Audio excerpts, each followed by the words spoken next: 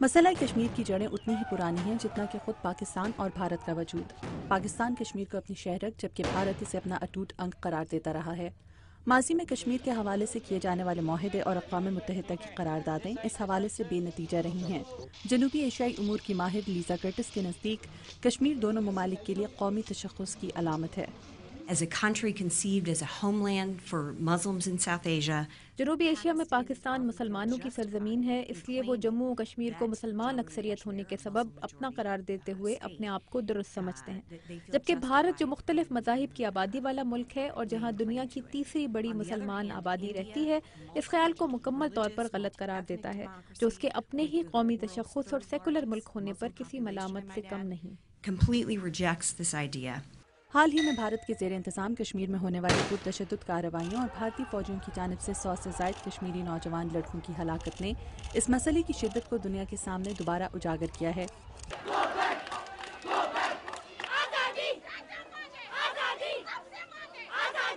2008 میں صدر اوباما اپنی صدارتی انتخابی مہم کے دوران کشمیر کو اہم مسئلہ قرار دینے کے ساتھ ساتھ اس بات کا اعادہ کرتے دکھائی دیے تھے کہ صدر بننے کے بعد وہ مسئلہ کشمیر کے حل کے لیے پاکستان اور بھارت پر دباؤ ڈالیں گے، مگر ان کی صدارت کے 2 سال بعد کے امریکی منظرنامے میں اس وعدے کی بازگشت کہیں دکھائی دیتی ہے۔ سابق امریکی سفیر ہاورڈ شیفر اس خیال کی نفی کرتے دکھائی دیتے ہیں۔ The reluctance of the Obama administration Obama انتظامیہ کی جانب سے مسئلہ کشمیر پر خاموشی اور پس و پیش انداز پاکستان کے لیے نہایت پریشان کن جبکہ بھارت کے لیے باعث اطمینان ہے۔ اوباما نے صدر بننے سے پہلے اس حوالے سے کیے جانے والے اپنے وعدے کی پاسداری نہیں کی۔ انہوں نے اپنے دور صدارت کے آغاز میں ہی یہ جان لیا تھا کہ کشمیر میں امریکی کردار کی بھارتی حکومت سختی سے مخالفت کرے گی۔ adamantly opposed the Indian government was to an American role in Kashmir.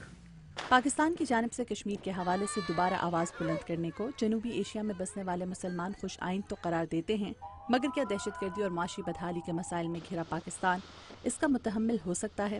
امریکی ماہرین کے نزدیک نہیں۔ پاکستان کی جانب سے مسئلہ کشمیر کو پوری دنیا اور بالخصوص امریکہ کے سامنے اجاگر کرنے سے کیا واقعی امریکہ ثالثی اور بھارت مذاکرات کی میز پر آنے کے لیے تیار